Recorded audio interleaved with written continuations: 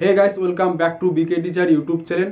আজকের ভিডিওতে আমি ইংলিশের বেসিক 3টি রুলসের কথা বলতে চলেছি, যেগুলিকে অ্যাপ্লাই করে তোমার যে কোনো ইংলিশ ওয়ার্ডের সঠিক প্রনাউন্সিয়েশন করতে পারবে।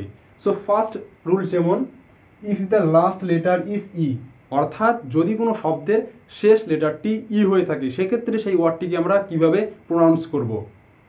যেমন এখানে বেশ কিছু ওয়ার্ডস আছে যেগুলির শেষে কিন্তু ই আছে। যেমন এখানে ফার্স্ট ওয়ার্ডটি আছে NOTE। সো এটা হচ্ছে নোট। এখানে একটা কথা বলে রাখি, তুমি যদি জানো যে এটা নোট উচ্চারণটা করতে পারছো, তবুও ভিডিওটি দেখো। এখানে শুধু ইয়ের জন্য না, বেশ কিছু এক্সট্রা নিয়মও বলতে চলেছি। সো ফার্স্ট যেমন এখানে ও এর উচ্চারণটা দেখো, ও এখানে ও এর মতো হচ্ছে, ও এর মতোই হচ্ছে, মানে ও এর লং টার্ম হচ্ছে, ও এর লং টার্ম উচ্চারণ হচ্ছে, কারণ এখানে ভিসিবি রুল কাজ করছে। ভিসিবি রুলটা কি? ভিসিবি রুল হচ্ছে ভায়েল কনসোনেন্ট প্লাস ভায়েল। এখানে প্রথমে ভায়েল আছে, এরপর কনসোনেন্ট আছে, এরপর আবারও ভায়েল আছে। তো এক্ষেত্রে ফার্স্টের ভায়েলের উচ্চারণ লং টার্ম হবে, অর্থাৎ ও এর উচ্চারণ ও এর মতো হবে, এ থাকলে এ এর উচ্চারণ এর মতোই হবে। যেমন ব্যাপারটা আরেকটু ক্লিয়ার করে দিচ্ছি, দাঁড়াও। যেমন হচ্ছে টেক, TAKE টেক, এখানেও ভিসিবি রুল কাজ করছে, ভায়েল কনসোনেন্ট এরপর আবার ভায়েল। তো এক্ষেত্রে সামনের যে ভায়েলটি আছে এর উচ্চারণ কিন্তু লং টার্ম হবে, এ আসছে সামনে, তো এর উচ্চারণ এর মতোই হবে। টেক, দেখো এখানে এর উচ্চারণ এর মতোই হচ্ছে, টেক। তো দুইটা ওয়ার্ড দেখলে কি বুঝলাম আমরা? সো এই দুইটা ওয়ার্ড দেখলে কি বুঝলাম আমরা? যে ভিসিবি রুল কাজ করলে সামনের ভায়েলের উচ্চারণ লং টার্ম হয়, এবং শব্দের শেষে যদি ই থাকে সেক্ষেত্রে ই কিন্তু সাইলেন্ট থাকবে। যেমন নোটেও সাইলেন্ট, টেকেও সাইলেন্ট। ঠিক একই রকম ভোট, VOTE ভোট, এখানে শেষে ই আছে, ই সাইলেন্ট আছে, এবং সামনের ও এর উচ্চারণ ও এর মতো হচ্ছে, ভোট। একই রকম রোজ, ROSE রোজ, এখানেও ই সাইলেন্ট এবং ও এর উচ্চারণ ও এর মতোই হচ্ছে। ঠিক একই রকম TAKE টেক, এটা তো বলেই দিলাম। নেক্সট মেক, MAKE মেক, এখানেও ই সাইলেন্ট, কারণ ই এখানে এই ওয়ার্ডটির শেষে আছে, so E is the silent letter.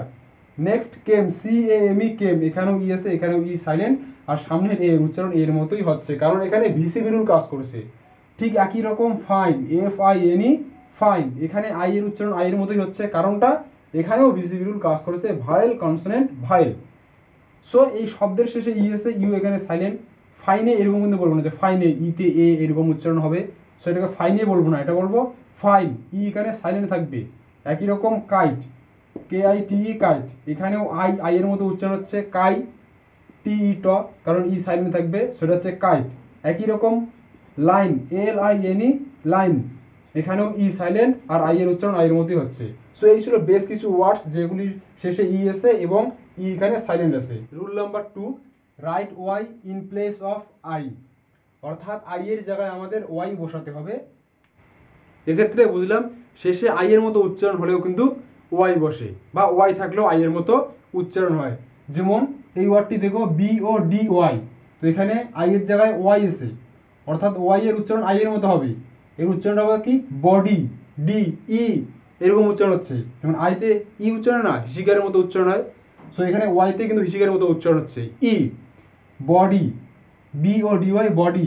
একই রকম স্টোরি, STO স্ট, RY রি, এখানেও ওয়াই এসে আই এর জায়গায়, মানে আই এর মতো উচ্চারণ আছে ওয়াইটা, স্টোরি। ঠিক একই রকম সরি, SORRY সরি, এখানেও আই এর জায়গায় ওয়াই এসে। নেক্সট হ্যাপি, HAPPY হ্যাপি, এখানেও ওয়াই আই এর জায়গায় আছে, ওয়াই এর উচ্চারণ আই এর মতো হচ্ছে, হ্যাপি। তো body, story, sorry, happy. So এটা হচ্ছে rule number 2। Next rule number 3, write U with Q, অর্থাৎ কিউ এর সাথে আমাদের ইউ বসাতে হবে।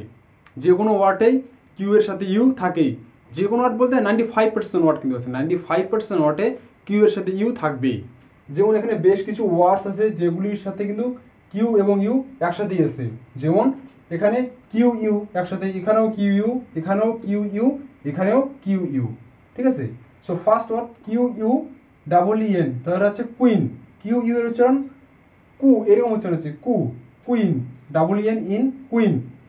একই রকম কোয়াইট, এখানে কিউ ইউ ক উচ্চারণ হচ্ছে IT আইট, কোয়াইট, QUITE কোয়াইট। ঠিক এরকমই কোশ্চেন, QUESTION কোশ্চেন, এখানেও কিউ ইউ একসাথেই আছে, অর্থাৎ রাইট কোনো বানান লেখার সময় সেক্ষেত্রে কিন্তু আমাদের এই মাথায় রাখতে হবে কথাটি যে কিউ থাকলে ইউ আমাদের বসাতে হয়। Next quarrel, Q U A double R L, quarrel. তো এখানে প্রতিটি ওয়ার্ডেই কিউ আছে এবং কিউ এর পরেই ইউ আছে, অর্থাৎ আমরা দেখলাম কি কিউ থাকলে ইউ আমাদের বসাতে হয় এবং কিউ ইউ এর উচ্চারণ কয়ের মতো হচ্ছে। সো আজকের ভিডিওটি এখানেই শেষ। যদি ভিডিওটিকে তোমার পছন্দ হয়ে থাকে সো একটা লাইক দিয়ে চ্যানেলটি সাবস্ক্রাইব করে বেল আইকনটি অন করে রাখবেন পরবর্তী লেটেস্ট ভিডিও সবার আগে পাওয়ার